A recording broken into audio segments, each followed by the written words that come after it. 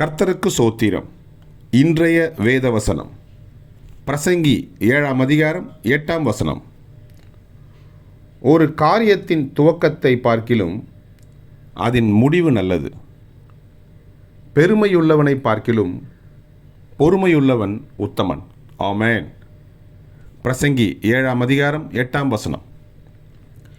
ஒரு காரியத்தின் துவக்கத்தை பார்க்கிலும் அதன் முடிவு நல்லது. பெருமையுள்ளவனை பார்க்கிலும் பொறுமையுள்ளவன் உத்தமன்.